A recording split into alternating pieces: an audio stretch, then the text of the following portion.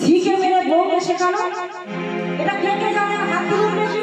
ঝিকে মেরে বউকে শেখানো, ওই হাত তুলুন না, জানো তো?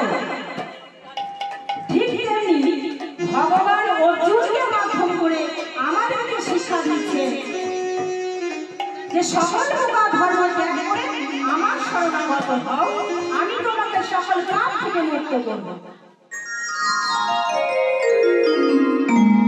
আবার একটা শ্লোকে ভগবান বলছেন, যদা যদা হি ধর্মস্য গ্লানি ভবতি ভারত অভ্যুত্থানম অধর্মস্য তদাত্মং সৃজনম।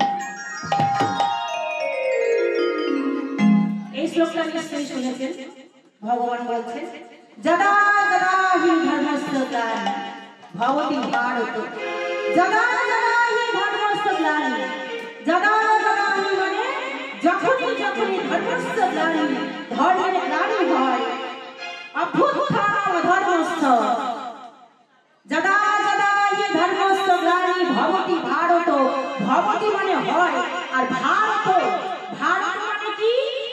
ভারতবর্ষ নয়, এখানে অর্জুনকে বলছেন হে ভারত, মানে ভারত কথাটা অর্জুনকে বলছেন হে বংশজাত ভারত, যখনই যখনই ধর্মের গ্লানি হয়, অভ্যুত্থানম অধর্মস্য তদাত্মং সৃজামহং, তদাত্মং তখনই সৃজামহং আমি নিজেকে সৃষ্টি করি।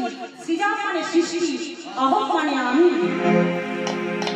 যখনই ধর্ম নষ্ট হয়ে যাচ্ছে দেখি, ধর্মের গ্লানি হচ্ছে দেখি, তখন আমি নিজেকে সৃষ্টি করি।